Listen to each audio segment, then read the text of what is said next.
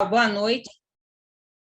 É uma honra para nós receber aqui o professor Eduardo Vargas. Tenho certeza que vai ser uma aula brilhante. Quem agradecemos a gentileza de estar aqui conosco. Eu vou ler aqui uma breve apresentação do professor Eduardo Vargas. E aí, Eduardo, você, por favor, complemente se tiver faltando alguma coisa, tá bom? O professor Eduardo Viana Vargas possui graduação em Ciências Sociais, com área de concentração em Antropologia pela Universidade de Campinas, mestrado em Antropologia Social pela Universidade Federal do Rio de Janeiro e doutorado em Ciências Humanas, Sociologia e Política pela Universidade Federal de Minas Gerais. Realizou o pós-doutorado no Centro de Sociologia e de Inovação da École des Mines de Paris, em 2005.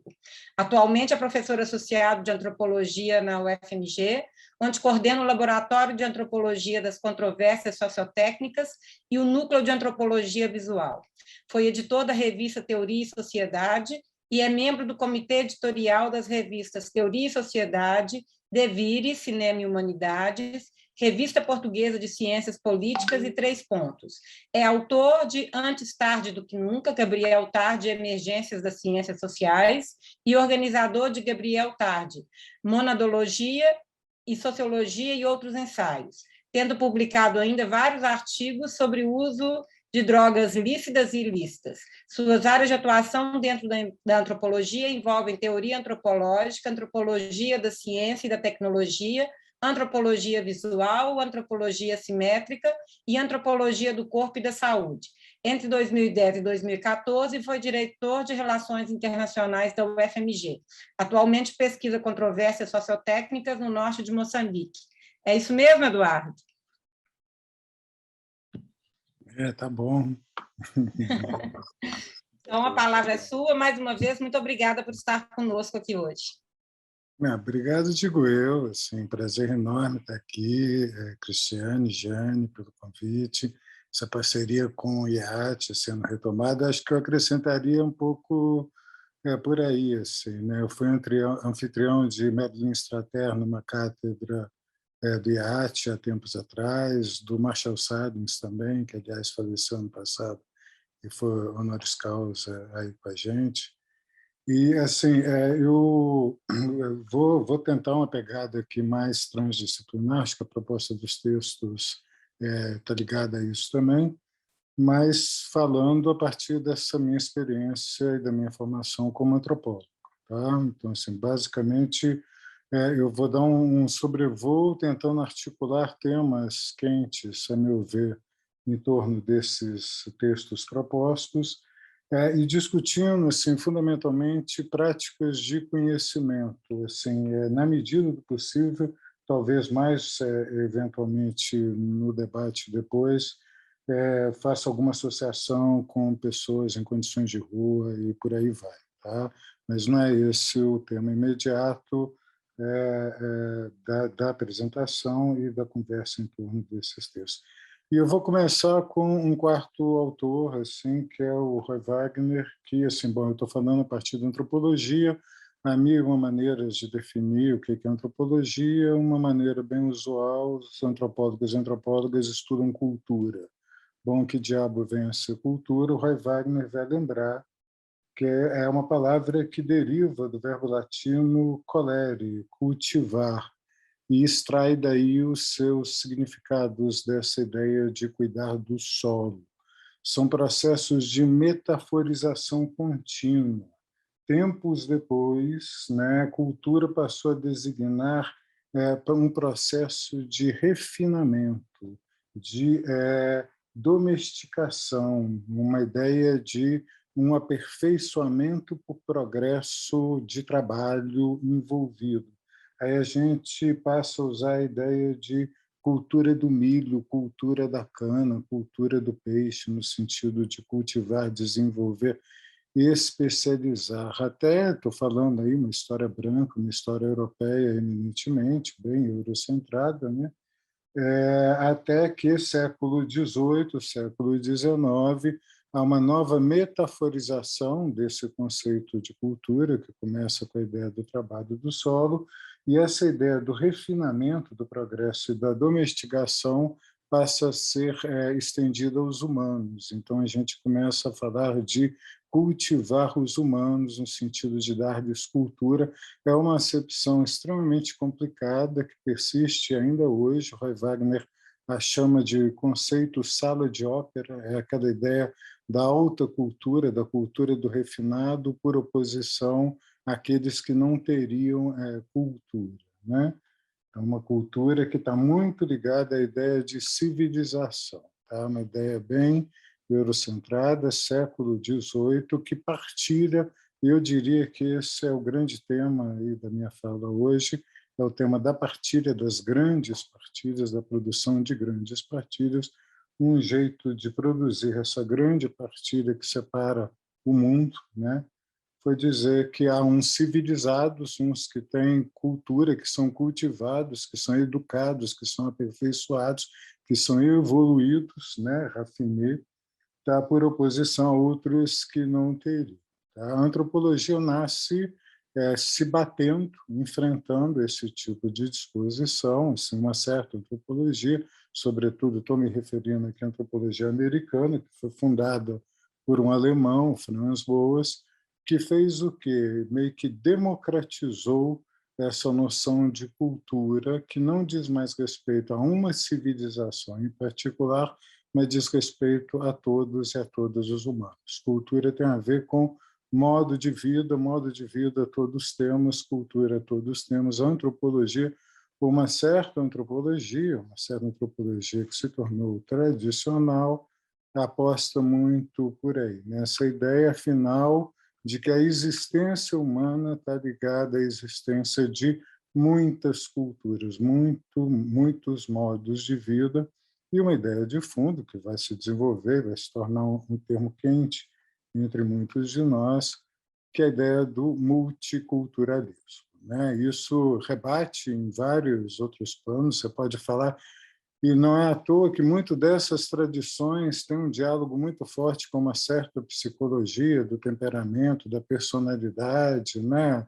Todas as ideias de caráter nacional, mesmo de identidade, personalidade de base, giram um pouco em torno desse tema, é alguma coisa que se passa na cabeça, sobretudo, cultura tem a ver, né? Saiu do solo, digamos assim, foi cada vez mais para um aperfeiçoamento da cabeça a princípio, todos temos culturas, modos mentais, tá, de enxergar a natureza que seria a mesma para todo mundo. A natureza é uma só, pelo menos nós assim o reafirmamos, nós quem, caras pálidas, tá, assim, é sempre um problema, quem são esses nós que afirmamos essas coisas, mas a princípio a natureza é uma só, as culturas são muitas, né, como se fossem muitos óculos, né, óculos, digamos, de lente, óculos de sol, uns veem em verde, outros em azul, outros em amarelo, mas teriam uns em particular, e aí é outro tema que eu vou, né, começando a trazer aqui, que conseguiram desenvolver umas lentes muito especiais, elas são transparentes, elas são de grau, elas corrigem, digamos assim, né, o salto que desde Kant nós botamos entre a mente e o mundo, ao fazer com que, dentro de certas condições, tipicamente de laboratório, alguns de nós, tenhamos um acesso privilegiado ao que seria o real, que seria a verdade, afinal de contas, partimos e partilhamos o mundo de novo por aí. Tá? Então, uma ideia que é forte, que vai se desenvolvendo assim, né, desde o 19, pelo menos, em torno da multiplicidade das culturas, mas esse é o ponto que eu queria chamar a atenção, acionando Roy Wagner aqui, é que trata-se de metaforizações sucessivas, mas nessas metaforizações, sentidos primários não se perderam. Eles estão ali tensionando e produzindo uma série de ambiguidades, e essas categorias carregam essas ambiguidades, elas nunca estão livres dessas ambiguidades. Está sempre dizendo uma coisa e mais do que aquilo que você está dizendo, porque essas antigas referências também vêm com ela.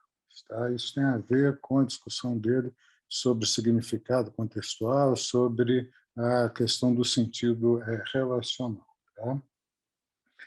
Mas eu estou falando muito do Roy Wagner, eu queria falar, né, a princípio, aí desses textos que eu propus para vocês discutirmos, né, bom,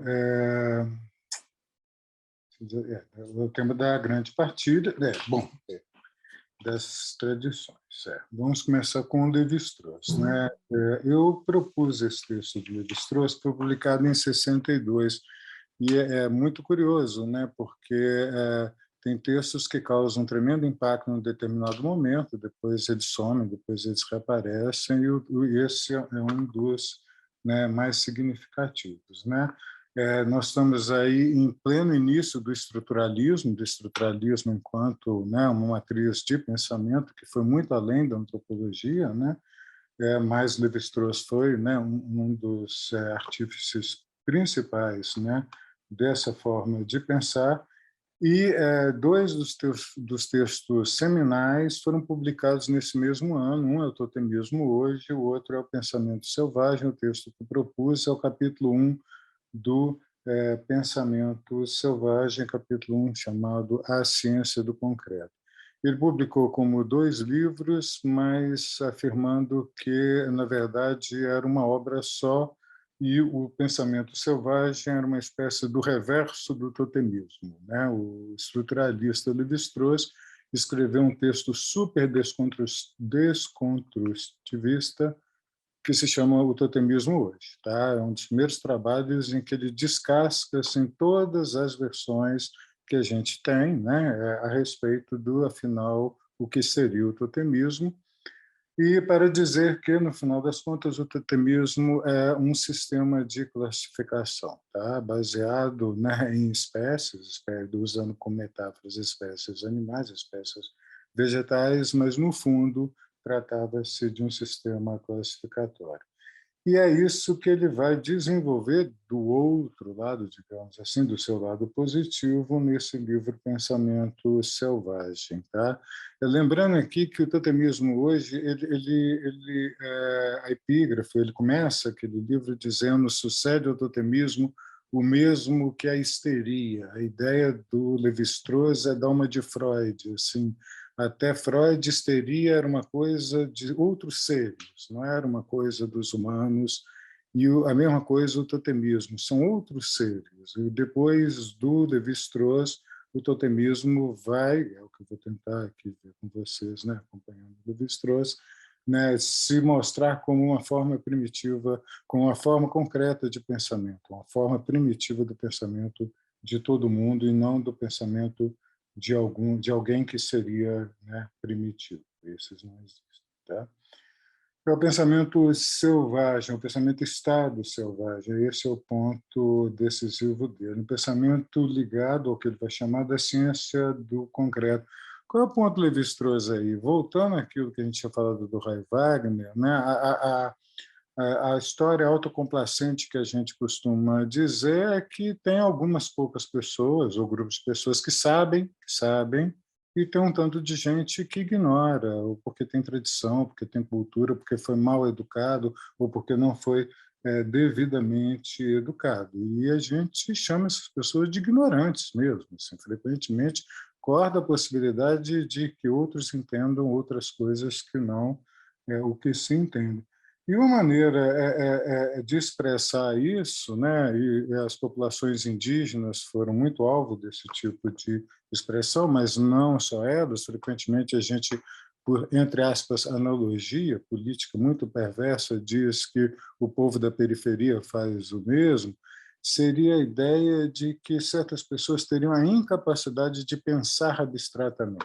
Tá? Assim, tem gente que é capaz de abstrair, de sair do seu contexto, de pensar mais além, de pensar mais longe, e tem gente que é presa ao seu contexto. Frequentemente, essa ideia de prisão está ligada à ideia de necessidade, de incapacidade de sair desse contexto. E os índios, né, nossos contemporâneos, perversamente chamados de primitivos, né, há um tempo atrás tinha uma propaganda que era o tal do efeito Orloff, né? Você amanhã. Isso aí é uma ideia meio que o efeito Orloff ao contrário. os índios seriam aquilo que nós teríamos sido lá atrás. É uma perfeição de pensamento gigantesco, porque se trata dos nossos contemporâneos. É uma projeção no tempo de uma relação coetânea aqui, que é desfeita por desentendimento. A gente está falando muito de equivocações recíprocas aqui. E uma das maneiras da gente se equivocar é achar, é acreditar que tudo aquilo que a gente desconhece é igual, né? Aquela velha expressão, de noite todos os gatos são pardos, eu não consigo ver nada, mas eu já suponho que é tudo igual, e é tudo igual no sentido planificado, acinzentado, né? Nós tornamos igual aquilo que nós tendemos a ignorar, enquanto que aquilo que nós conhecemos, nós somos bastante precisos, detalhistas, né, e sofisticados. Então, não é difícil dizermos que, olha, os outros, assim, digamos, né, não estão voando ainda para o espaço nas suas espaçonaves, né, que agora isso aí virou acessível a pobres mortais com cartões de crédito muito avantajados, digamos assim, porque esses outros seriam indigentes, né? E, assim, haveria uma indigência intelectual, uma incapacidade de pensar que estaria associada e seria visível na indigência material, assim, né? Associa uma certa ideia de pobreza material à pobreza intelectual. Traz de novo os velhos problemas desse tipo de recorte, mas assim, pobreza para quem? Nós estamos falando exatamente de quê? Sobretudo quando se trata dessa intelectual, né? A ideia de que eles seriam incapazes, seria um pensamento pobre, um pensamento colado no chão, um pensamento que não é capaz de, digamos assim, voar, de dar saltos, de dar pulos, né? De fazer associações que acabam levando os homens, certos homens, à Lua ou em outros lugares, né?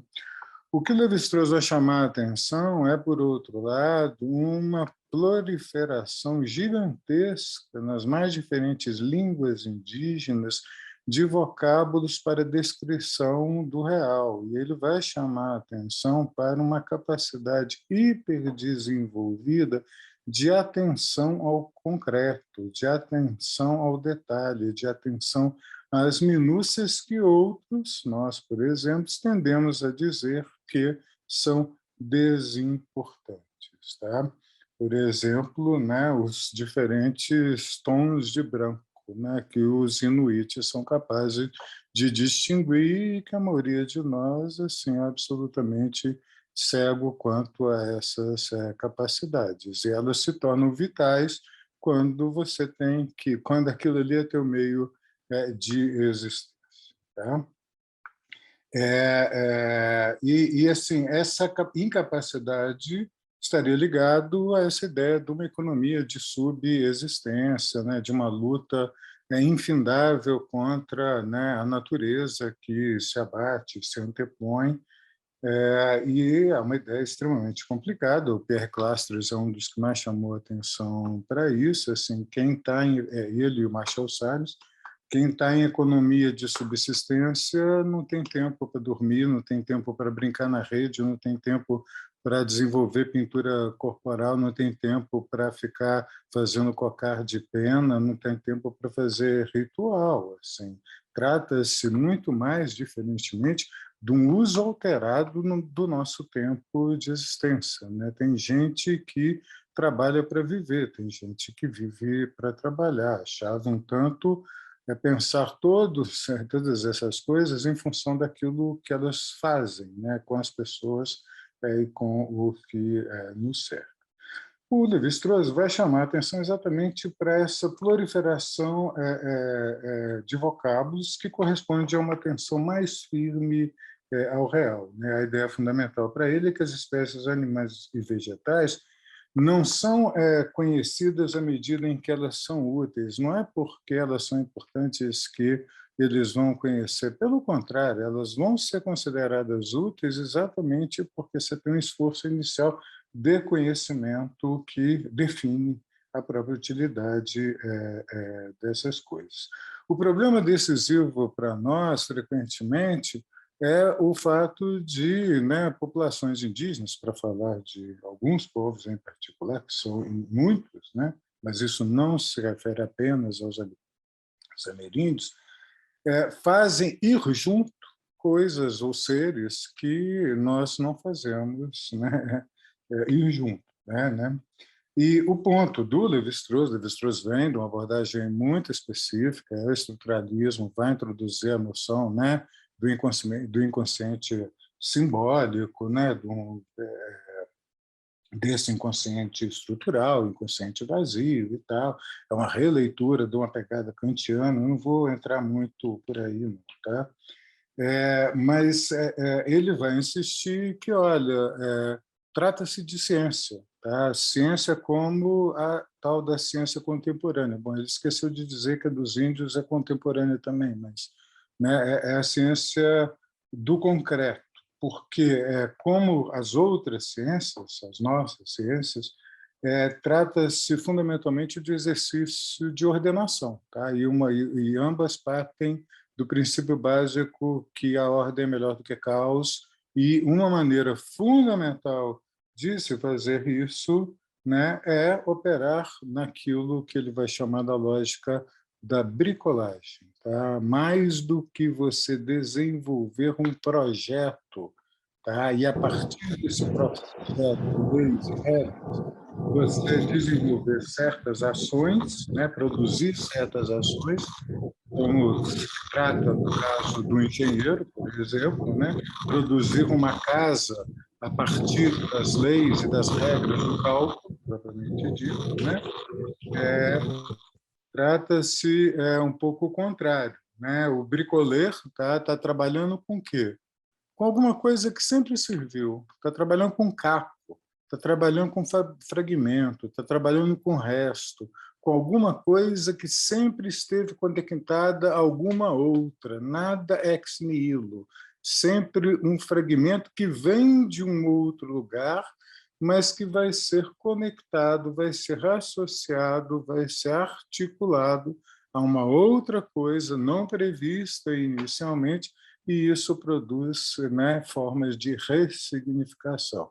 Lévi-Strauss, nesse sentido, vai insistir nessa ideia. Né? Ele vai formular isso em termos da eficácia simbólica. Né? É um modo de eu dar ordem àquilo que não tem e que nos perturba, e que nos paralisa, e que nos deixa sem andar. Né? Ele né, nos faz pensar também, outras essas discussões na antropologia já renderam muito. Eu faço um parênteses aqui, acho que vocês conhecem tanto essa discussão também, sobre a noção de bruxaria entre os Azande, é um texto clássico aí do Ivan Spritzer, né, que ele vai insistir que a questão, né, os Azande diziam que os infortúnios estavam ligados à bruxaria, e, contrariamente a uma acepção comum, que isso teria a ver com desconhecimento azande sobre, afinal, como funcionam as coisas, né, tratar-se-ia de uma obsessão contrária, assim, né, de saber, de dar sentido àquilo que nós dizemos que não tem e que nós chamamos de acidente. Em geral, eles explicam as coisas de um jeito muito parecido com o nosso senso comum. Né? Casa de madeira velha cai de podre, eles sabem disso também. Né? Pessoas vivem em casas, eles sabem que casas são para viver, mas por que aquela casa caiu quando aquelas pessoas estavam ali? Em geral, nós acionamos categorias do tipo fatalidade, azar, tragédia, algo do gênero. Né?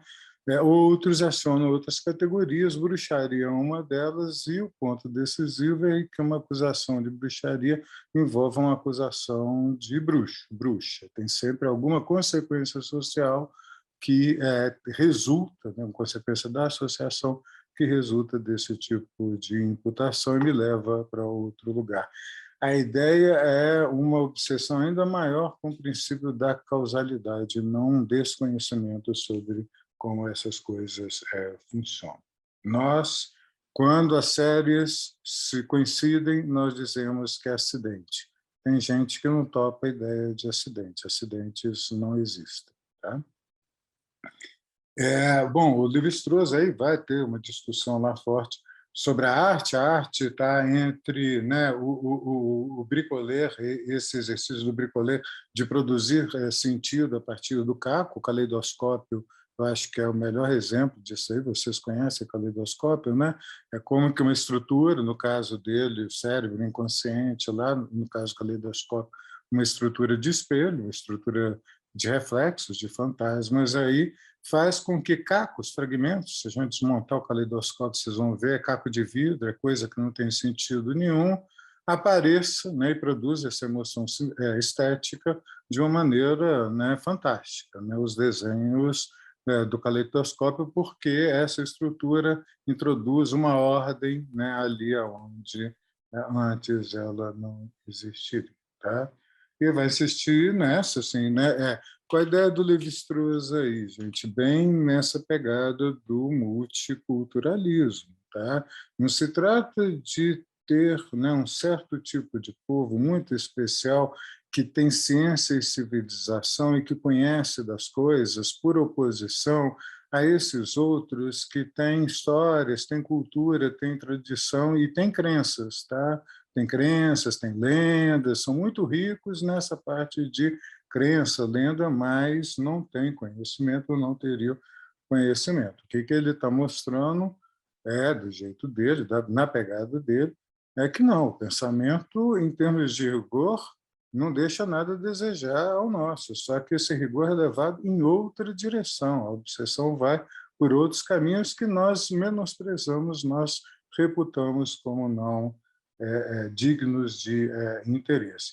E isso vai ter impacto, gente, um pouco que eu vou puxar depois, com o que a gente é capaz de fazer ou não, tá? Assim, porque o problema do bricoler é que o que está antes aparece no que vem depois. Assim, não é fácil se desamarrar as amarras. Então, as coisas têm consequência. Então, as coisas têm que ser feitas num ritmo e numa escala muito menos frenética do que aquelas que nós somos capazes de fazer com os modelos de engenharia contemporâneos. Tá? Bom, como é que a gente está? 7h40 aqui, Lévi-Strauss. Fica à vontade, Eduardo. Pode usar o tempo como você achar melhor. Está excelente.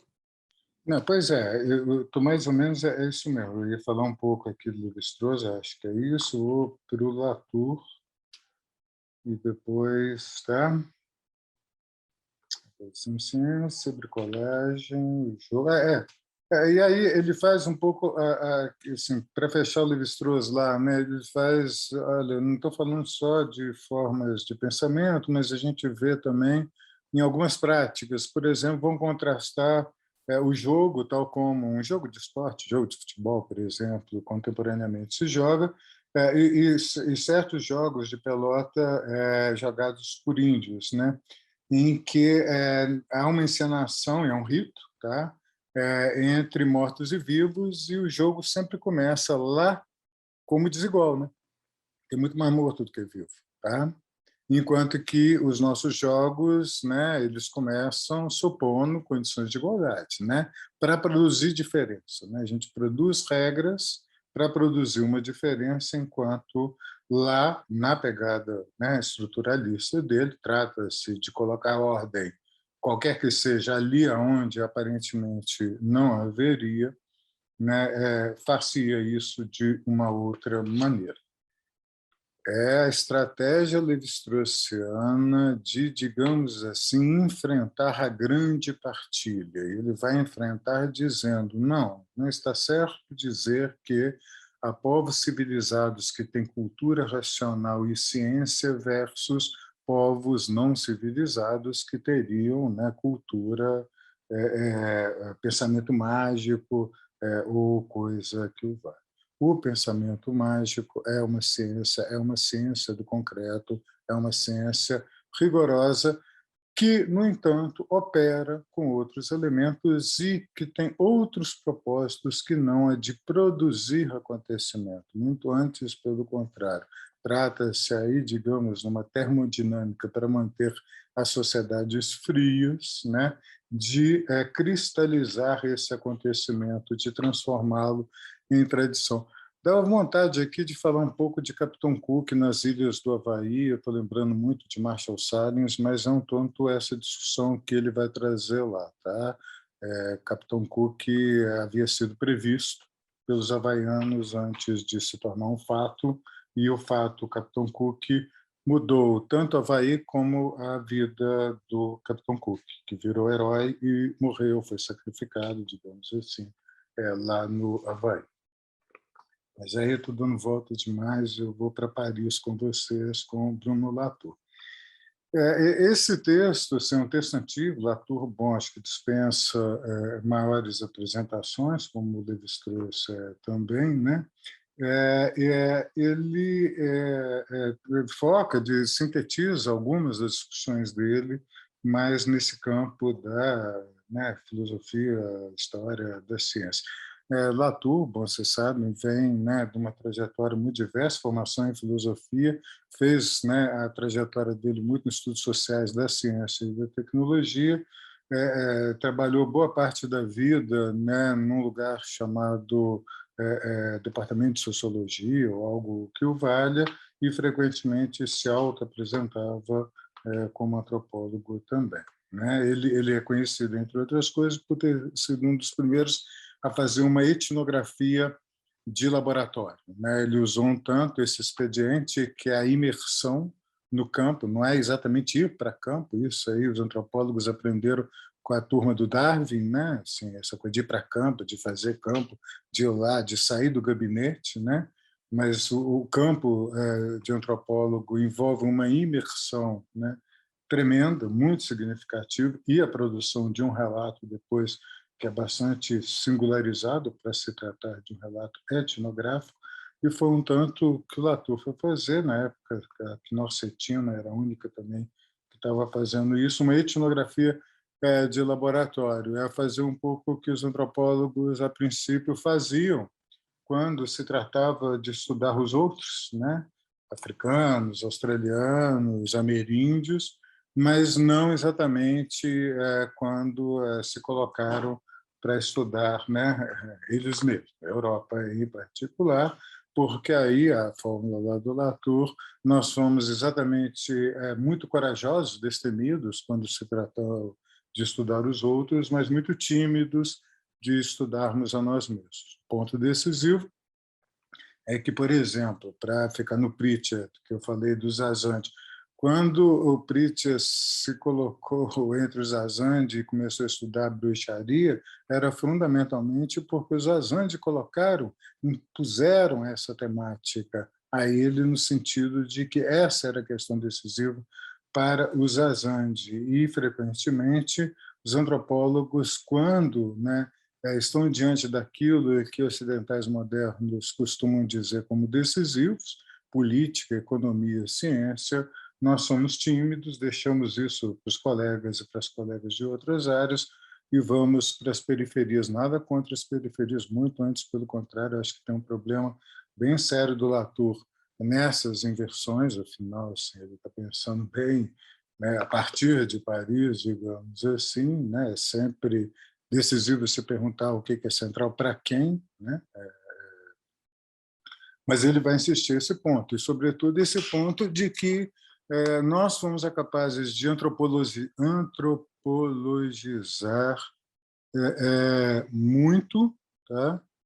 Todo mundo, mas fomos muito tímidos na hora de nos antropologizar, né? Todos os outros são filhos da cultura, nós não, nós somos civilizados. O nós quem, né, gente? Eu comento aqui com vocês, é sempre um problema, tá? Assim, quem é esse nós que estamos falando desses lugares, tá? E ele vai lá escrever depois, né? Hoje jamais fomos modernos, bom, né? Que dá um impacto tremendo, né? E, digamos assim, leva o nome dele para bem outros lugares além dos estudos sociais da ciência e da tecnologia. Esse texto proposto, digamos, sintetiza um pouquinho essa discussão lá que ele vai desenvolver mais longamente lá no Jamais Fomos Modernos, que tem essa fórmula: jamais fomos modernos. Não se trata de ainda não somos, não se trata de não somos mais, né?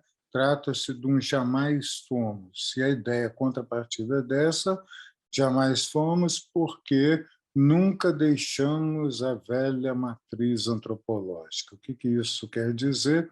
Fundamentalmente, que nunca deixamos de fazer o que sempre fizemos. Misturamos as pessoas e as coisas, associamos, conectamos as coisas mais imprevistas. No entanto, e aí sim, começamos quem, de novo, tá?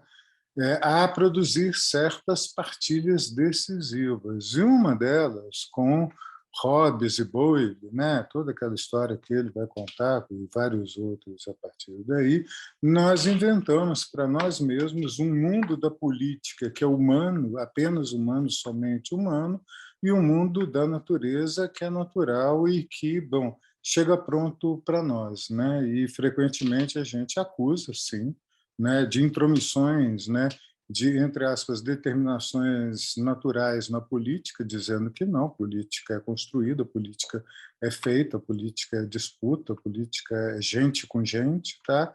E vice-versa, quando a gente acha que alguma coisa da natureza seja o resultado de um desígnio humano, nós estamos dizendo, por outro lado, que não, que as leis da natureza são da natureza, não importa o que a gente queira, faça, né?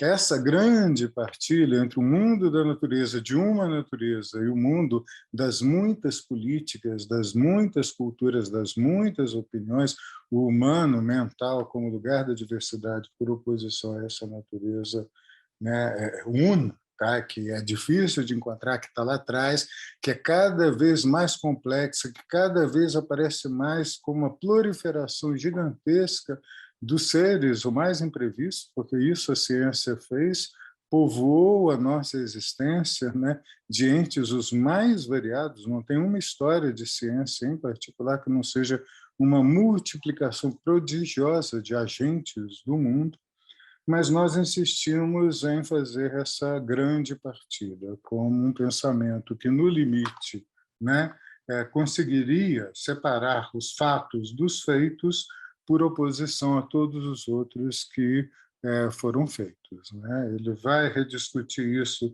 em termos lá da teoria Torrede, que está, né, vai desenvolver mais em outros lugares, e ele está se contrapondo fundamentalmente há um tipo de abordagem da ciência que até então era muito assim, uma certa divisão intelectual do trabalho no estudo da ciência, que opunha, por um lado, filósofos, em particular epistemólogos, que faziam do estudo da ciência fundamentalmente uma história internalista em que, né, o que estava em jogo é o quanto que um paradigma era mais sofisticado, era capaz de responder melhor, ou de uma maneira mais elaborada, né, há questões de razão do que o outro. Um livro clássico a esse respeito é o Do Mundo Fechado ao Universo Infinito, do Poiré, tá?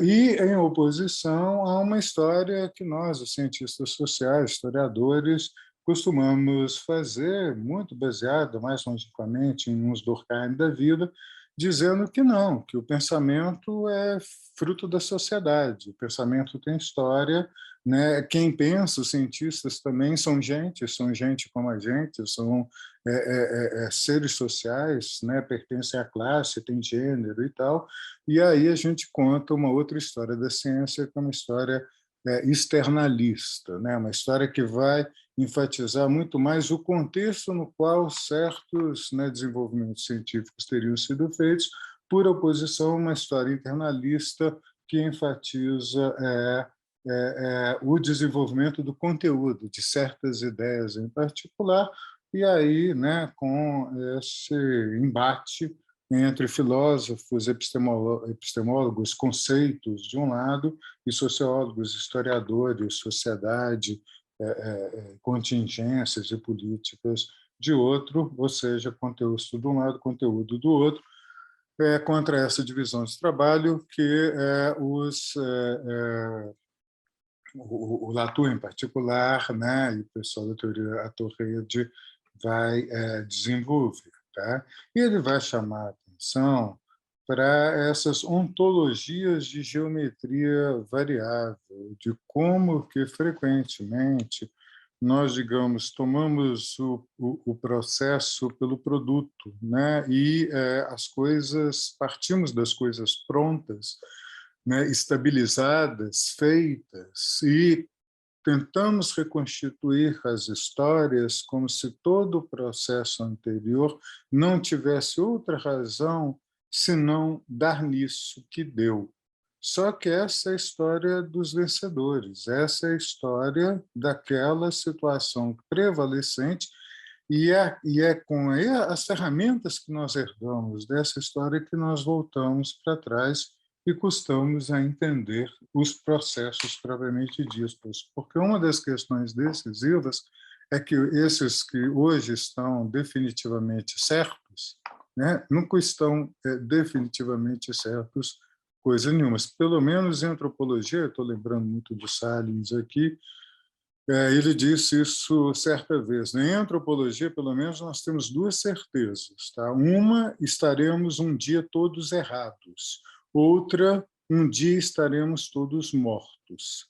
Tá? A carreira acadêmica bem-sucedida é aquela em que você morre antes de estar errado. Tá? Mas isso, passando para essa outra discussão, ele vai insistir nessa ideia da geometria variável. Assim, a gente opera muito no recorte fundamental, ou é ou não é. Está aí assim, uma preposição que, para nós, assim, causa uma obsessão considerável. Né? O do ou, a gente adora um muro, a gente adora uma partilha, ou isso ou aquilo. Tá? Assim, defina-se. Não podem ser coisas outras ao mesmo tempo. É um ou outro. Enquanto que a gente sabe muito bem que a gente tem um processo incrível para fazer com que essas coisas se mantenham devidamente separadas, porque elas nunca o são. Ele vai insistir em matéria de ciência, ele está falando lá exatamente, né, assim, onde é que estavam os micróbios antes de Pasteur? Né? Esse é um tremendo paradoxo, entendeu? Assim, se o Pasteur estava certo e ele estava certo, os micróbios estão aí desde sempre.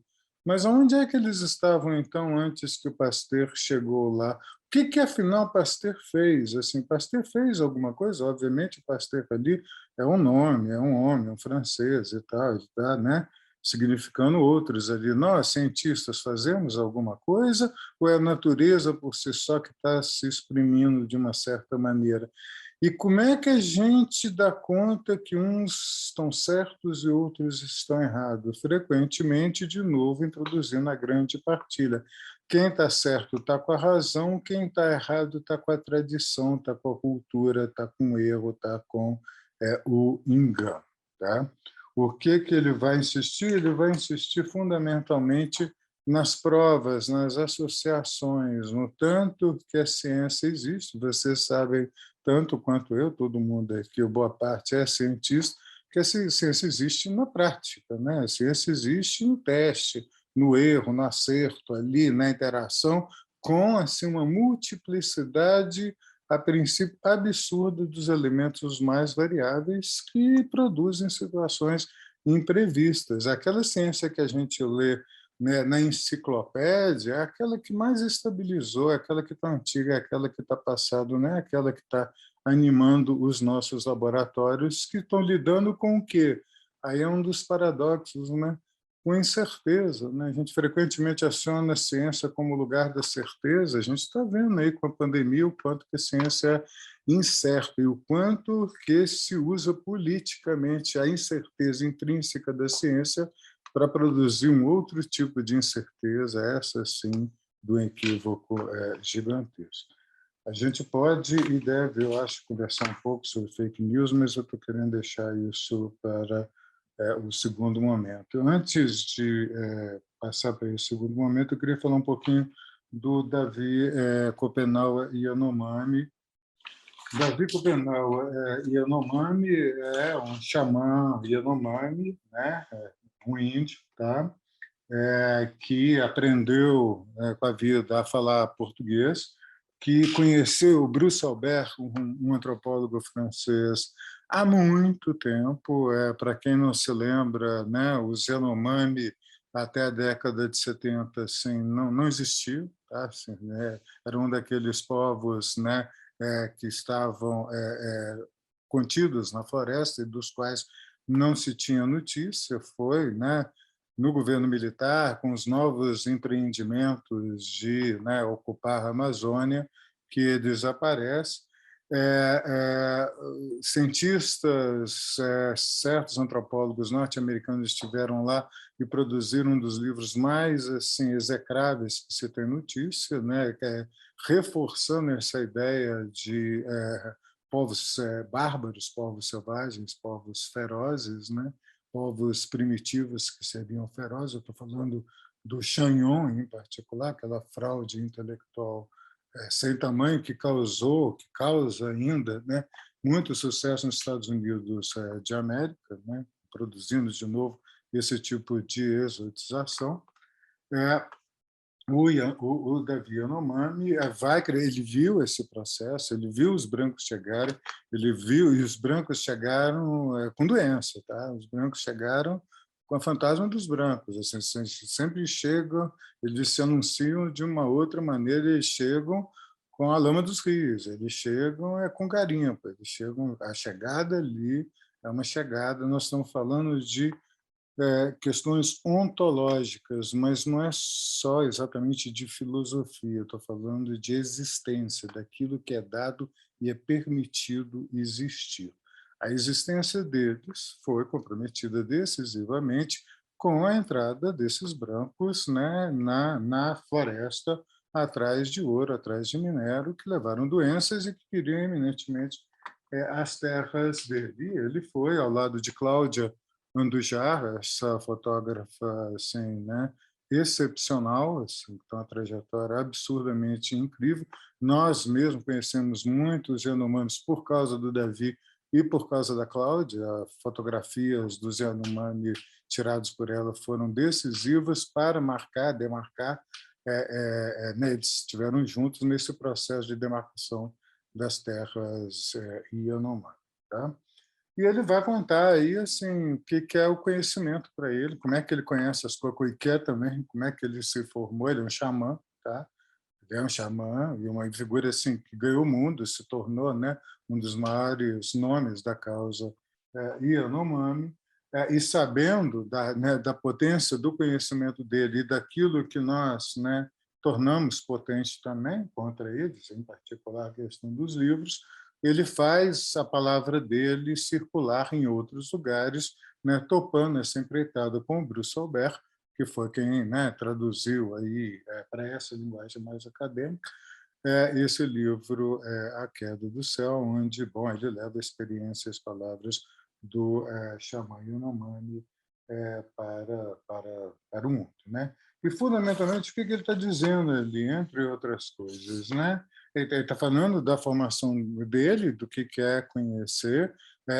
Nem todo índio é xamã, tá? Assim, xamã são figuras muito específicas. Em geral, você não escolhe, você, né, é escolhido. São processos que frequentemente passam por muita dor, por muito adoecimento, né? Você, assim, é um processo de cura que tem a ver aí e que tem a ver com treinamento, com muita formação, com muito treinamento, e com a capacidade de, no caso, ouvir os chapiris, ter contato com os chapiris, os espíritos propriamente ditos. Ele fala um tanto dessa trajetória, mas o ponto que eu queria chamar a atenção, assim, e aí eu vou encerrando essa minha discussão por aqui em particular, é esse contraponto no que ele vai narrando a respeito, né, daquilo que nós chamaríamos de natureza e que ele jamais chama nesse sentido, porque está se recusando exatamente essa oposição total, essa grande partilha entre o mundo natural e o mundo cultural, do que seria um multiculturalismo em correlação com um uniculto, um multinaturalismo em correlação com um culturalismo, né? Aqui eu estou fazendo um gancho com a discussão que o Eduardo Viveiros de Castro vai fazer também, e a partir das proposições do Davi Yanomami, e que estão ligadas à noção de perspectivismo ameríndio, né? E a ideia fundamental de que o que seria universal não é a natureza, tá? A natureza que seria a mesma para todo mundo, por oposição a culturas, mentes, formas de conhecimento, ou de pensamento, ou de representações que seriam variadas, tá? E uma natureza que, portanto, nesse sentido, não se transformaria, né, por ação humana, em contraposição à cultura que, sim, se transformaria. Tá? Toda a ideia de conversão religiosa, toda a ideia de educação está baseado nesse princípio de que cultura é alguma coisa que a gente pode transformar, que a gente pode moldar. Tá? Por oposição à natureza, que não, essa é uma só. A natureza é uma só, a gente pode disputar, mas, no fundo, a natureza é uma só. O que o Schopenhauer está insistindo lá com o Yanomami é numa outra chave. Tá? O que tem uma só é a cultura. Tudo tem espírito, tudo tem capacidade de agência, tudo está relacionado, tudo intervém, tudo interfere. Tá? Então, nesse sentido, a condição de sujeito não é uma prerrogativa ou propriedade humana exclusivamente humana. Tá? Por isso que você vai falar de espírito das florestas e por aí vai. Isso não é uma projeção do humano. Aí voltamos àquele velho, mas isso não é antropomorfismo, né? A gente não está tipo tio Patinha, Pato Donald, né? Projetando algo, né? É um antropomorfismo daqueles que são antropocêntricos, né? Só a ideia fundamental de que o humano está no centro do mundo permite que você acuse outros de estar fazendo antropomorfismo, ou seja, projetando uma dimensão humana ali onde ela não existiria. É um tanto isso ao contrário que os Yanomamis estão fazendo, né? Num certo sentido, ou entre si, né, todos são humanos, tá? Entre si.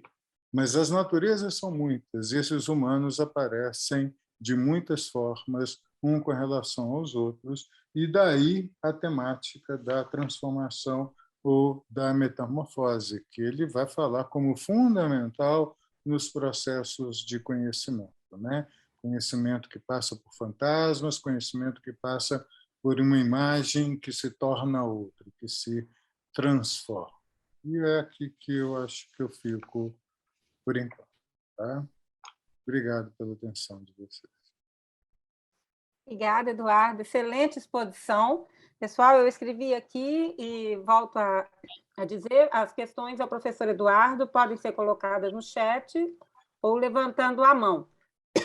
Eu vou aproveitar, enquanto as pessoas estão se aquecendo, e vou fazer uma primeira pergunta. Em relação à noção de geometria variável do Latour, Eduardo, o que caracterizaria o pensamento científico na contemporaneidade, conforme essa ideia, e de que modo a perspectiva transdisciplinar poderia ser útil ao pensamento científico contemporâneo?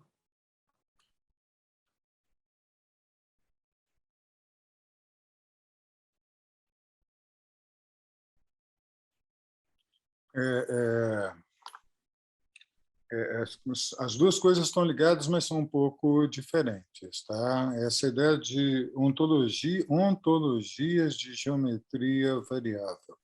Ontologias que existe. Frequentemente, nós botamos um ou existe ou não existe. Não tem mesmo ter. Tá? O que ele está chamando a atenção? E, de novo aqui, viu, gente? Colegas, né?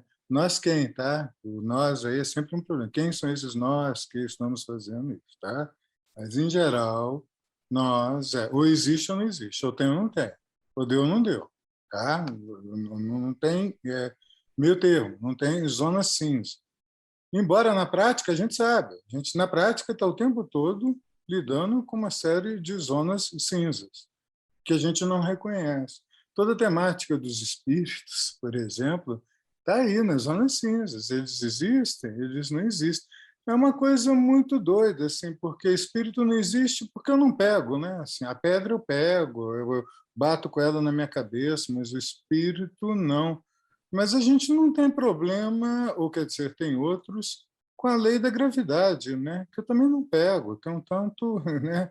Com magnetismo, por exemplo, são formas de ação à distância invisíveis que hoje são condições vitais de vários de nós aí. Imagina um mundo que não tivesse conhecimento nosso do magnetismo, e a gente sabe que não é uma varinha de condão, mas é ação à distância, entendeu? Como é que a gente dá conta disso?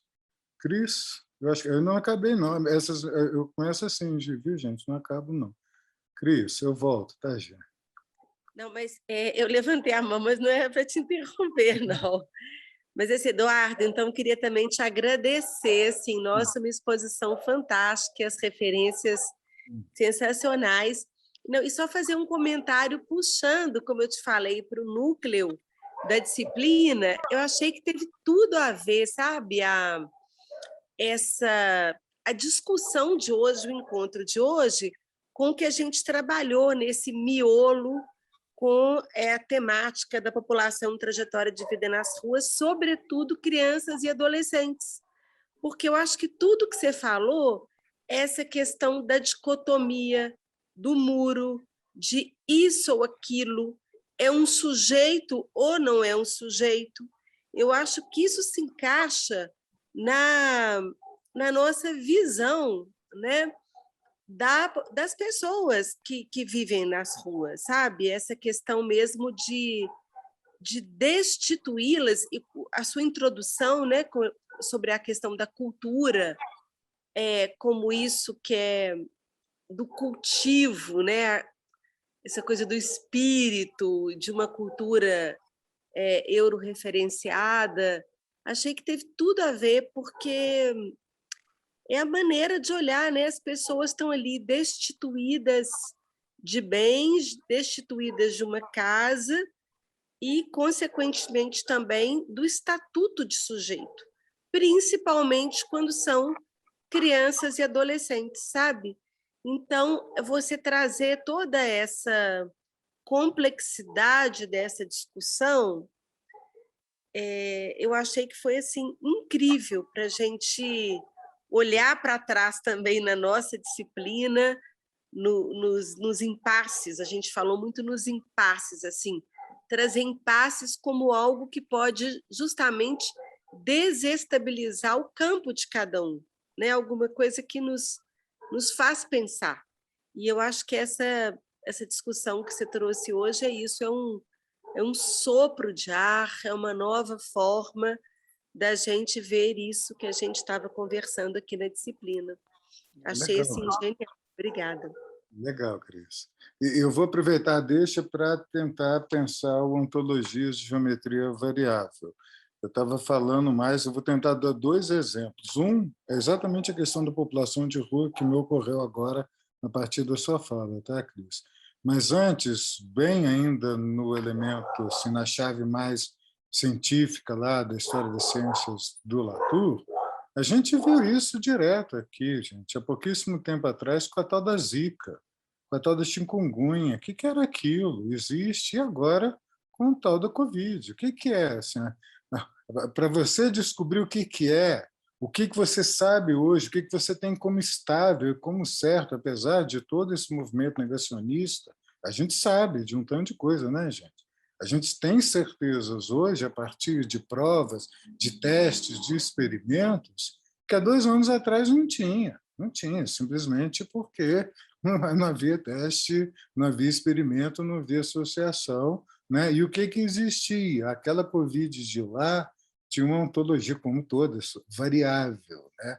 Hoje ela está muito mais presa a uma série de evidências, apesar dos negacionismos, do que estava no passado.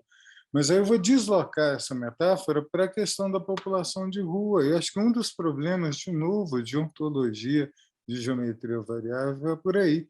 E eu queria lembrar para vocês, gente, epistemologia, que é uma palavra que está muito forte na moda e tal, tem muito a ver com prática de conhecimento, né? Com o que a gente conhece, como que a gente conhece, formas de conhecimento, entendimento. Ontologia tem a ver com existência, tá? Com o que a gente deixa existir, existe ou não, com o que a gente tolera. E uma das questões decisivas para nós, decisivas, assim, dramáticas em vários sentidos, é a existência de populações de rua. Porque o paradoxo está um tanto aí. Nós estabilizamos, nós quem? Caras pálidas de novo, entendeu? Que se vive em casa, que se vive cada um por si, que cada um tem a sua privada, não é esse o grande modelo? Qual é o apartamento chique entre nós, gente? É uma privada para cada um, e a gente mistura o simbólico com o higiênico, é isso mesmo, é o trono de cada um, entendeu? Quanto mais quartos, quanto mais privatizado, quanto mais espaço para pouca gente, e uma dificuldade enorme de interagir. Só que tem gente que mora na rua. Como assim mora na rua? Não, não pode morar na rua. Na rua é para outras coisas. De novo, o tema da grande partida. Gente, eles transam na rua. Não, não pode transar na rua, tem que transar no quarto, escondidinho lá, porque isso é contra a saúde. Aí mistura tudo, mas mistura também porque tem gente que está desafiando para morar de outras maneiras. Tem gente que está na rua, gente, você sabe muito bem, porque faltam condições. Isso, assim, realmente, nós produzimos sistemas que são de, assim, produção de desigualdade absurda, mói gente, é um sistema que mata gente o tempo todo. E mata, entre outras coisas, porque nós produzimos muita desresponsabilização, sabe? Assim, não, e a ciência ajuda muito disso, a desconectar. Eu estou só fazendo ciência, olha, eu estou desenvolvendo só a nova bomba atômica. Quem vai explodir não sou eu, não sou eu, é o militar que vai apertar o botão. Eu nunca fui militar, eu sou só um físico fazendo avançar a ciência.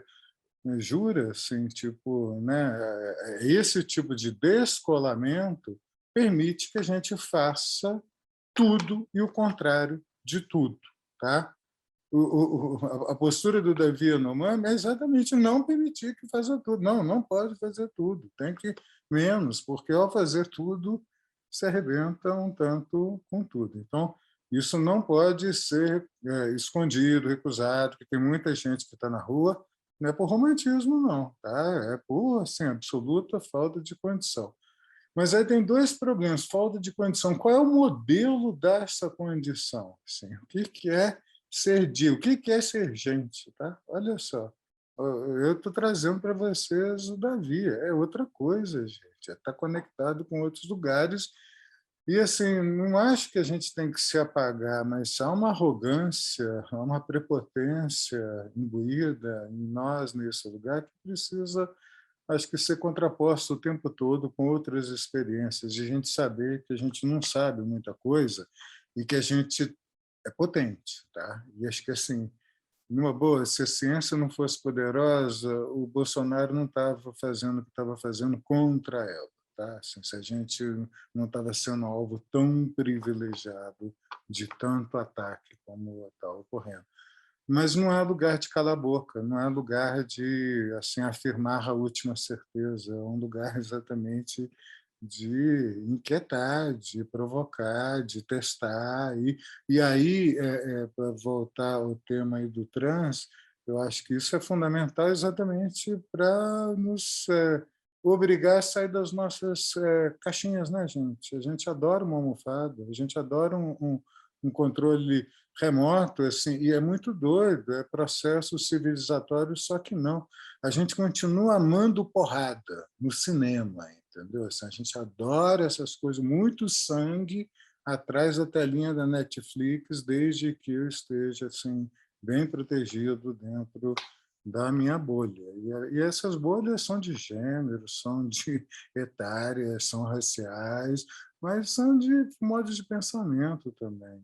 Assim, o apelo aqui é um pouco para esse incômodo, assim, para essa coisa de andar mais na trilha, sabe? Aquela coisa de explorar, a gente erra, a gente tem que estar mais atento né? Ou quando a gente faz autopista, é bacana, porque você anda muito mais rápido, né? Você capitaliza, tá? Você chega, né? Mas você presta muito menos atenção ao caminho e ao preço que se paga além do pedágio por ter essa autopista para levar não sei o quê, não sei aonde. Obrigada pela reflexão, Eduardo. O Jean postou uma questão aqui. Você quer ler a sua questão, Jean, ou quer que eu leia? Eu vou ler a questão do Jean, então. Eduardo, qual a sua opinião sobre erros na abordagem científica que ainda persistem nos atuais debates sobre ciência, incluindo luta contra o negacionismo no contexto do racionalismo crítico de Popper? Pois é, obrigado pela questão, Jean. Acho que tem duas coisas aí, tá? Que é um comentário que eu tinha feito antes, como é que a gente lida hoje nesse contexto de negacionismo, de ataque tão virulento à ciência, tá? A outra coisa é o contexto do racionalismo crítico do Popper. Assim, o Popper é um dos expoentes aí disso que a gente está chamando aqui de história internalista, tá? Que assim diz que o contexto de descoberta do que quer que seja é bacana para uma nota de rodapé, para um comentário secundário, mas não é o que conta. O que conta fundamentalmente é a capacidade né, da gente justificar racionalmente aquela opção em detrimento da outra. Ok, beleza, essa é uma abordagem absolutamente clássica, né, que se contrapõe às mais tidas como historicizantes, ou sociológicas, ou kuhnianas, que vão dizer que não, isso não tem a ver com o hipotético dedutivo, mas com comunidades que desenvolvem paradigmas, que estabelecem regras por aí. Até onde assim, eu me interesso pelo Latour é à medida em que, a meu ver, ele não é o único, tá, gente? Me permite escapulir dessa discussão, entendeu? É deixar Popper de lado, mas não a ideia de teste, entendeu? O problema todo é isso daí, a gente continua testando, né? A ciência em rede, porque e aí eu aproveito para reagir ao segundo ponto, que é o do negacionismo. Tem vários problemas aí, né? Um deles, assim, eu vou tentar ser resumido, acho que boa parte de vocês conhecem isso tão bem melhor do que eu, né? A imagem clássica da ciência racionalista no laboratório, físicos testando hipotético dedutivo e assim, a eureka, eu descubro, mas o que conta não é a eureka, é a capacidade daquilo ali se efetivar e se replicar de uma maneira, né, que não haveria outra possível. Você tem um movimento que cresceu muito na década de 70, em particular, que foi conhecido como a Guerra das Ciências, em que o povo das humanidades, em particular, começaram a dizer que as ciências eram construídas, tá? Que os feitos não eram feitos, eles não estavam prontos, eles não eram da natureza, na verdade... Não, desculpa. Que os fatos não eram fatos, eles não eram dados da natureza, que os fatos eram feitos, eles eram construídos. E construídos por quem? Por gente humana, interesses, política, né? Conflitos, abordagens, aqui, a construção social da ciência. Aliás, o primeiro livro do Latour tinha esse título, terrível também, a construção social dos fatos científicos. Ele foi um dos caras que foi envolvido nessa guerra das ciências como um daqueles que estaria destruindo as ciências, dizendo que ciência era convenção de linguagem, que não tinha ciência, que no fundo era mito naquele sentido. Lembrando mais uma vez para vocês, gente, quem inventou o mito foram os gregos, tá? Quem fala de mito é grego. Quem inventou a filosofia como aquele campo, aquele lugar da busca da verdade, e tinha uma série de narrativas onde os gregos, que tinham dito que a verdade está por aqui, não sabiam aonde colocar. Aí disseram, isso é mito, isso é mitologia. Então, toda vez que a gente fala de mito nessa tradição, a gente está pressupondo que não é da verdade, que a verdade não está... É uma história mas que não narra algo de verdadeiro, porque, afinal de contas, nós botamos a verdade aonde? No logos, na razão. Essa é a tradição que nós contamos, essa é a filiação que nós contamos para nós mesmos e nós recusamos, porque a gente sabe que essas coisas não acontecem. A Juma Marruá está voltando aí, mas assim, isso é na novela. Tá? Na novela, gente vira bicha. A gente sabe que ciência não, mas aí é que é o outro doido. Assim, acabaram de botar um coração de porco numa pessoa e parece que acabaram de botar um rim de porco numa outra pessoa. E isso só foi possível, né, em condições no desenvolvimento de uma ciência tida como purificada e que vira e mexe se purificou demais para se recombinar logo depois, né? A química nasceu brigando com a biologia e vice-versa, mas foi dessa briga que nasceu a bioquímica. E aí a gente consegue fazer uma série de coisas que de outra maneira não fazia. Mas tem uma sacada aí que eles vão insistir muito. De um lado, na prática, a gente faz o que todo mundo sempre fez. Nós estamos lidando com misturas, misturas dos elementos mais heterogêneos, e que é muito difícil você manter separado. Que na nossa atenção cotidiana, frequentemente, a gente está cuidando disso. Vejam o protocolo de laboratório, gente. Quem pode entrar, quem não pode, como é que você entra, o que vocês estão falando? De controlando quais são os elementos, quais são as variáveis, quais são os seres que se permitem atuar naquele espaço em particular. Então, a gente mistura. Por outro lado, a gente insiste taxativamente na existência desses mundos separados. Né? Há um mundo que é da química, há um mundo que é da biologia, há um mundo da física, há um mundo das humanidades. Isso são como que esferas, cada um tem a sua racionalidade própria, a sua lógica. Uma não existe sem a outra, uma interfere na outra, mas são esferas. Tá? Esferas que, aliás, garantem os nossos departamentos, as nossas brigas, e por aí vai. E, assim, né, às vezes são superadas quando a ciência é atacada do jeito que está sendo atacada, embora não, porque a gente descobre que tem uns colegas também que se prestam a certas coisas que a gente fica, digamos assim, meio de cara. Por quê?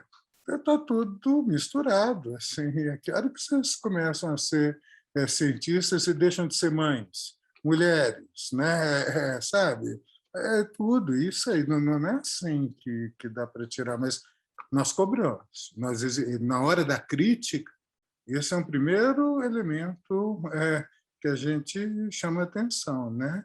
Você não fez a lise direito, ou quebra aí, tá? Você está misturando. E eu acho que população de rua, para nós, é decididamente sensível por causa desse lugar de perfeita indecisão. E eles não estão longe, eles estão aqui, eles não foram para o mato, eles não estão longe da vista da gente, eles estão aqui. E o que a gente faz com isso? Vai varrer? Vai passar por cima? Vai atropelar? Vai botar no colo? Entendeu? Assim, e lembrando, tem muita gente que está aí, por que isso também está? Que isso acontece? Porque não quero viver vida de papai e mamãe, filhinho e filhinha, sabe? Não quero viver família, não quero viver segundo esses padrões que me disseram que eu tenho que viver.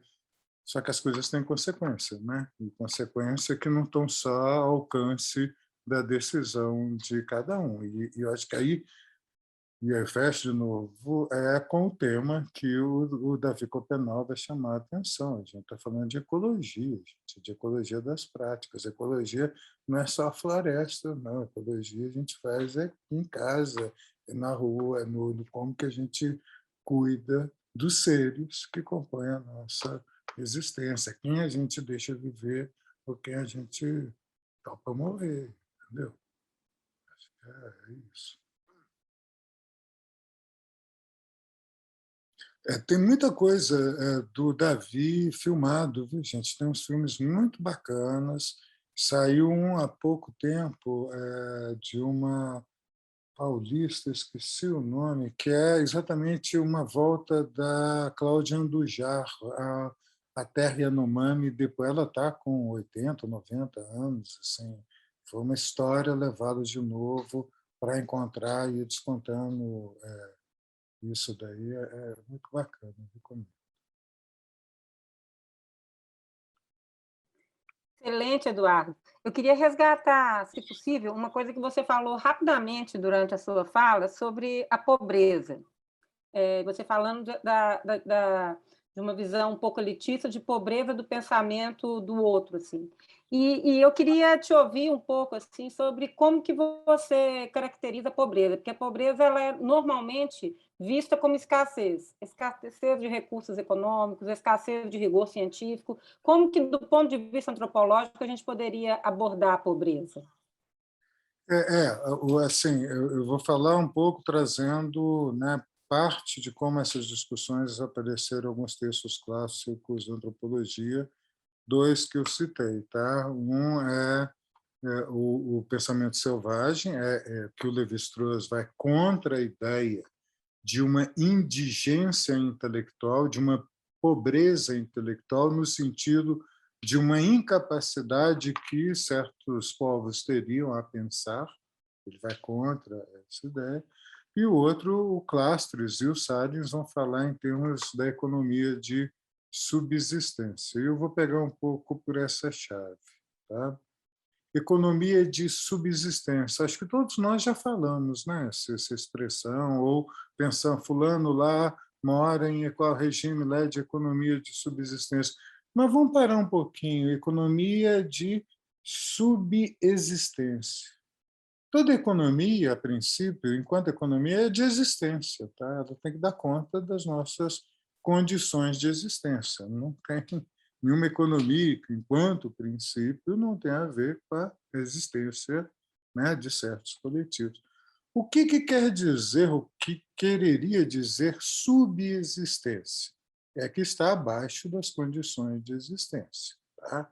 Quem está abaixo das condições de existência não está conseguindo existir, tá? Está correndo um risco de morte iminente. Tá?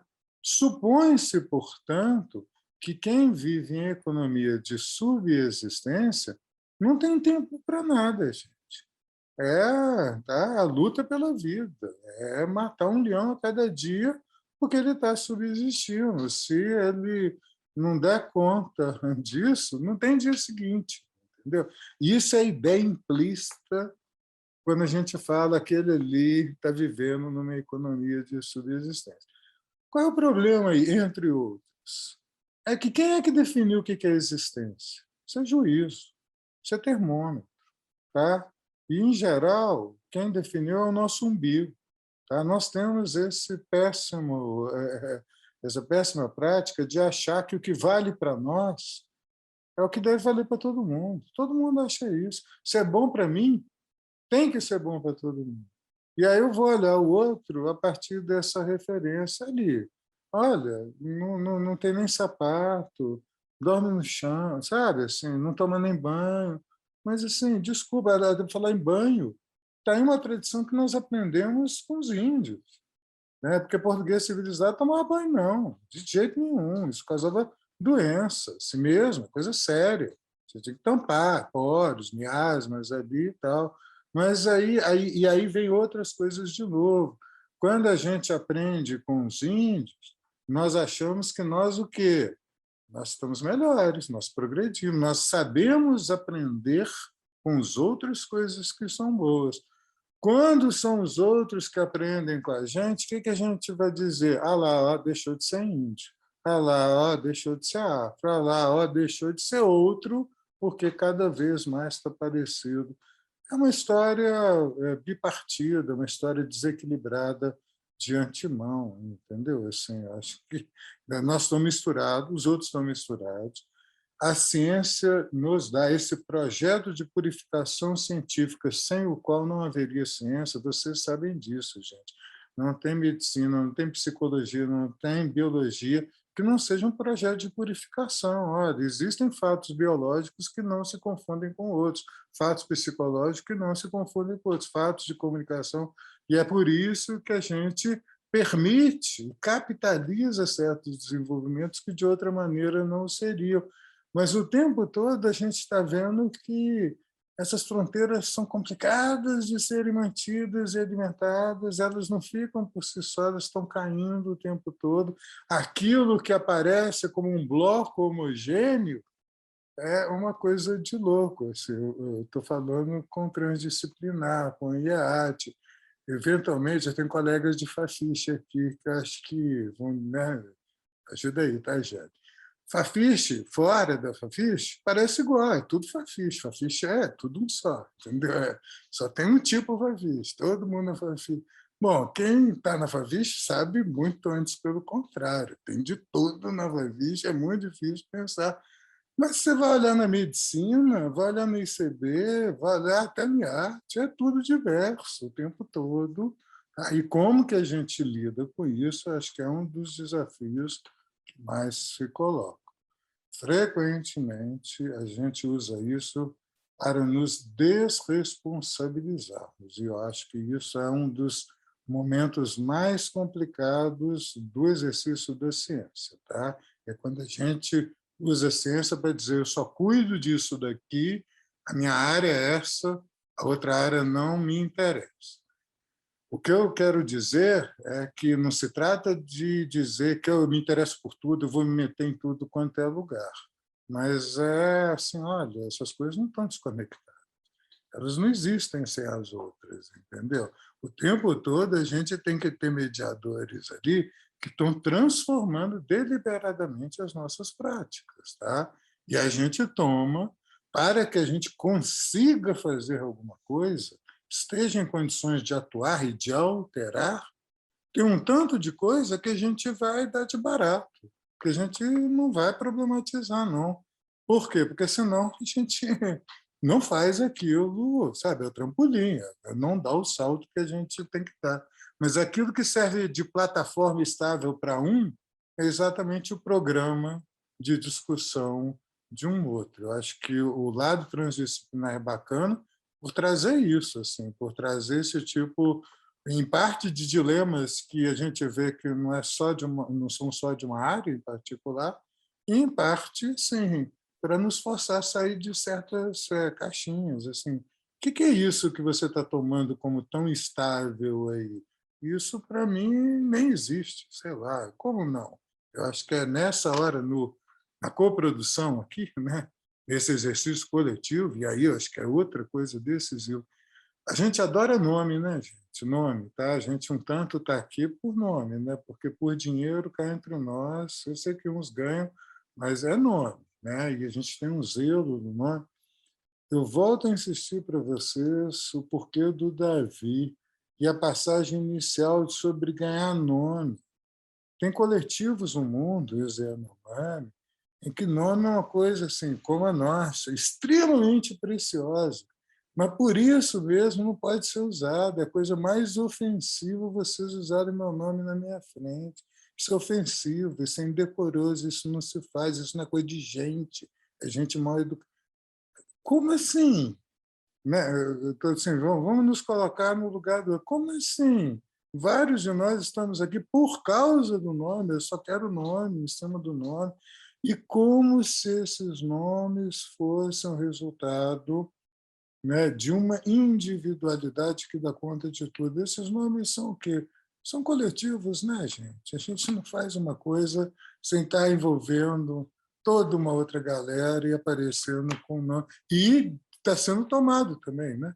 A gente vê a gente aparecer em vários outros lugares que frequentemente, opa, esqueceram de botar meu nome aqui, né? Olha, eu também ajudei. São dilemas que, mas eu sugiro reler, quem não leu, esse primeiro capítulo em que o Davi disse como é que é isso, como é que se chama, tá?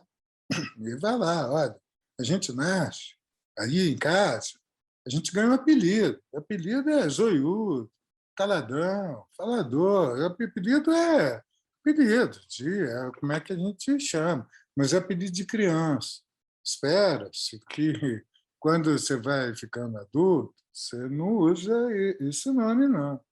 Os nomes são relacionais, frequentemente são acionados assim, eu sou Eduardo, né? Mas eu não me apresento como Eduardo, eu apresento como filho do meu pai. Meu pai é Jairo, então aqui o filho do Jairo, né? Tá? Aí, eventualmente, ele ia falar, o pai do Eduardo, o que é a referência fundamental? Antes do indivíduo, que é outro termo muito maluco, né? Indivíduo, aquele que não se divide, é como o átomo, né, dos gregos antigos, né, e a gente sabe o quanto que os indivíduos são, né, divisíveis, os átomos também. Ele vai insistir nessa ideia relacional, ao invés do nome próprio individual, o primeiro nome, em particular, o que conta é o nome enquanto índice de uma relação. Antes de eu ser Eduardo, eu sou filho do meu pai, eu sou marido da minha mulher, eu sou pai dos meus filhos, eu sou professor dos meus alunos. É isso que conta, é isso que conta. E o meu nome serve para apontar a relação dos outros e não para marcar a existência de alguém partido do mundo. Eu acho que é isso um pouco os nossos dilemas. A gente adora se partir do mundo. A minha individualidade não confunde-se com mais nada. Mas eu preciso de um espelho. E é bom que os espelhos estejam por aí, porque se eu não ver minha individualidade fora de mim, entendeu? E aí, por aí vai. Excelente, Eduardo, muito obrigada. Acho que é uma reflexão muito importante para a gente pensar a perspectiva transdisciplinar, ela só pode existir a partir de uma dimensão disciplinar, né? O desafio é justamente fazer esse jogo de associações que Latour sugere e que, como você disse, mesmo a FAFISH é uma abstração, né? Onde a gente estaria numa mesma área, e a mesma coisa com toda a área de conhecimento, né? Então, eu acho que essa discussão é fundamental, não apenas para a gente enxergar esse outro da população de rua, né? Como um sujeito de conhecimento, um sujeito que não está reduzido a uma pobreza de escassez, mas a uma riqueza de associações que são estranhas para nós, nesse lugar do nós que você está falando, mas fundamentalmente para a gente construir uma metodologia transdisciplinar que possa resolver problemas do mundo, né? Eu acho que esse é o grande desafio que a gente se propõe aqui, e essa sua fala de hoje eu acho que traz muitas questões para a gente pensar nesse sentido. Eu queria fazer um último comentário nesse ponto, assim, né, nessa questão da população de rua, que eu tenho tentado aprender. A gente precisa escutar, tá? Acho que assim, é escutar e escutar bem a fundo. Inclusive quando dizem que a resposta que a gente quer dar para essas pessoas não é exatamente a que elas querem. Eu não sei se a gente tem que fazer exatamente o que os outros querem, não, tá? Mas é escutar. Eu acho que frequentemente nós, por razões as mais variadas, nos cobramos de chegar com as coisas prontas. Nós traduzimos rápido demais. Nós assim, tipo, já saquei, o problema é esse. E assim, problema nenhum, tá? O problema se resolve atenção, é cuidado, é um cuidado que é contínuo, que acho que implica refigurações as mais decisivas e um pouco o problema de lidar com isso. O que a gente está querendo, tá? A gente está querendo fazer higiene social, gente. A gente está querendo que as ruas estejam mais limpas. Eu gosto de rua limpa, entendeu? É isso. Qual é o ponto que está ali? A gente está se importando é que tem pessoas que estão vivendo em condições que consideramos inexequíveis? É esse o ponto? Ou a gente, né? Eu acho que é isso um pouco um tipo de reflexão que o tempo todo a gente tem que fazer, sabe? E sair um pouco desse lugar do sábio que vai resolver, né, o problema de outros. Não, não vai. Frequentemente a gente produz mais inferno do que o contrário se a gente não tiver o devido cuidado. E acho que aí é um trabalho bem complicado, um trabalho de dar atenção, sabe? Um trabalho que, assim, frequentemente leva ao quê? A um consumo de tempo, de energia, não dá resposta rápida. Tá? Muito obrigada, Eduardo. Alguém gostaria de falar mais alguma coisa? Eu só gostaria de agradecer dizer ao Eduardo que a antropologia, para pensar a transdisciplinaridade, ela é muito rica, porque ela exige essa posição epistêmica, plural.